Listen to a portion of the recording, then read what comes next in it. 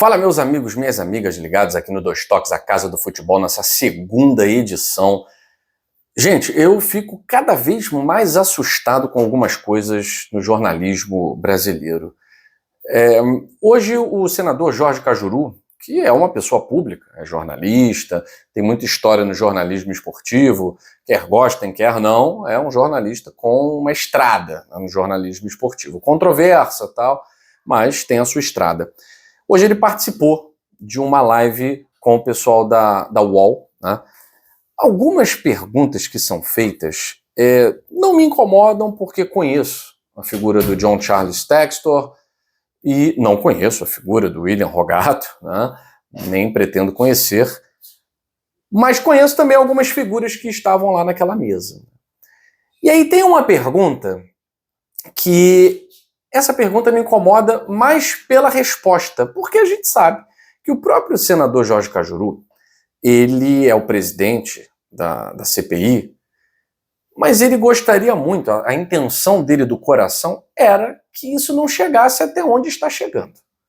Era que John Textor fosse desmascarado e que ele pudesse dar um abraço forte na Leila Pereira e dizer, vencemos.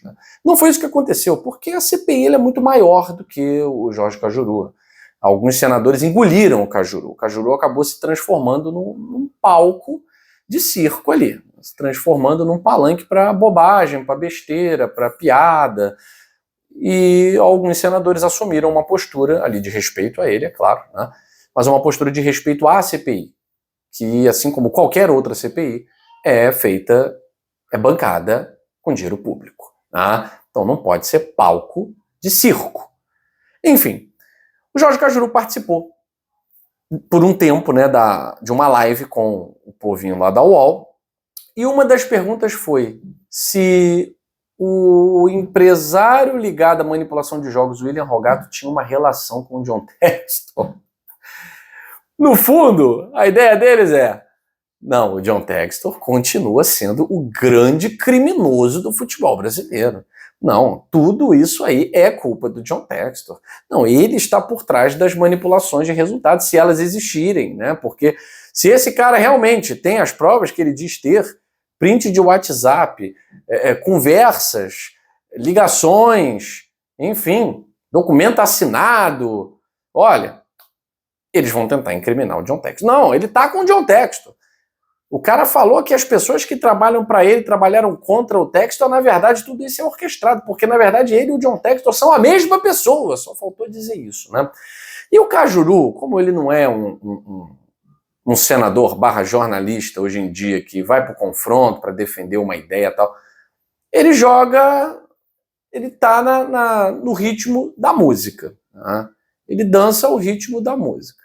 Então ele sabe que a bancada ali é toda pró Palmeiras, toda pró-Leila, né?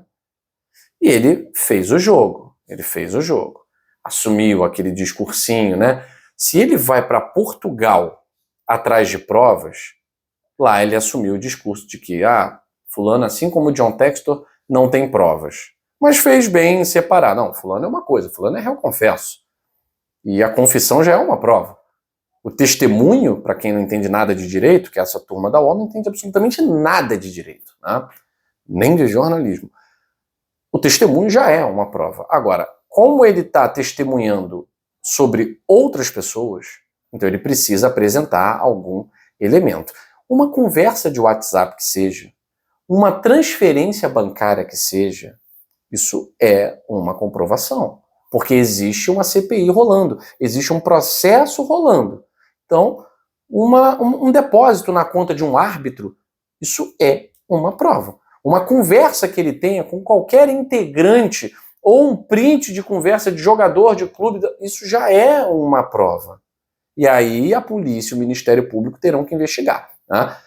Mas a maneira como o Cajuru responde, ele também não responde, na verdade, né? Ele deixa no ar, né? Agora, o tipo da pergunta mostra muita falta de comprometimento com o jornalismo. Mau caratismo mesmo, né? Como se fosse alguém mandado pelo John Textor para falar tudo o que falou e chegar lá em Portugal não ter nada, né? Então, assim, vamos aguardar vamos aguardar, porque eu não gosto de assumir um ponto de vista sem ter o mínimo de elementos para garantir esse ponto de vista. Eu tenho a minha opinião. A minha opinião é que, obviamente, a opinião de alguém que não é um imbecil completo, obviamente, que tem caroço nesse angu, pô. Que tem caroço em manipulação de resultado 2022, 2021, 20 e tal. Isso sempre teve. Sempre teve. Eu não posso confiar numa instituição que, historicamente, tem processos e processos de corrupção. Isso seria assinar uma declaração de imbecilidade. Eu não devo nada a ninguém, ninguém paga o meu salário aí que eu tenho que falar bem de A, B e C. Então eu estou aqui para fazer o meu trabalho, que é informar vocês. E como alguém que já viu de muita coisa no futebol, já viu de quase tudo, é óbvio que eu acho que tem mutreta em todos os anos, em todos os campeonatos. Se isso é suficiente para fazer A ser campeão e B ser rebaixado, eu não sei.